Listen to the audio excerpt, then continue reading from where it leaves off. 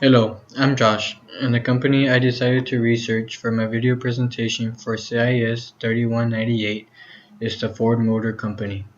For the third quarter of 2014, the Ford Motor Company saw a profit of $835 million after paying off debts and income taxes for the quarter, making this Ford's 21st consecutive profitable quarter. This is a decrease to last year's third quarter by $437 million. The total revenue for the third quarter before interest and taxes was $34.9 billion. All costs and expenses, including cost of goods sold, selling, administrative, and financial services, were $34,428 million.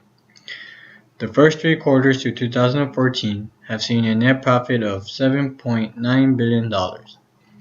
This is also on a decline compared to last year's first three quarters of $10.3 billion.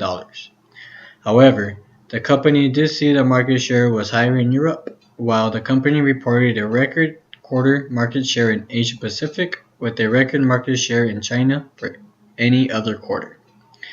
According to President and CEO Mark Fields, Ford is introducing an unprecedented number of new vehicles and are investing heavily in new products and technology, such as new models for vehicles and more luxurious add-ons.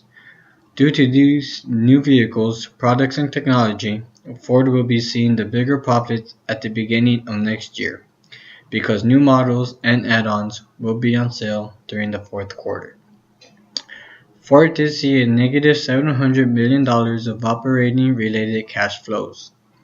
This was more than expected due to the effects of the 5-week downtime in the quarter at Dearborn Truck Plant, while the company was transitioning from the old body 2014 F-150 to the all-new 2015 F-150 pickup truck.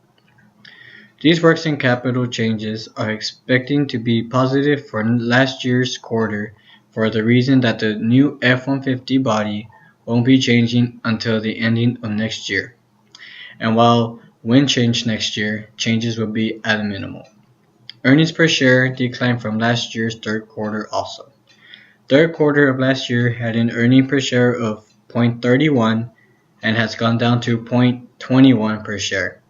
This means that for every dollar someone invested in Ford, Ford was able to make 21 cents out of it. For the third quarter, Ford declared a dividend of 12.5 cents a share for the company's outstanding Class B and paid out $500 million in common stock.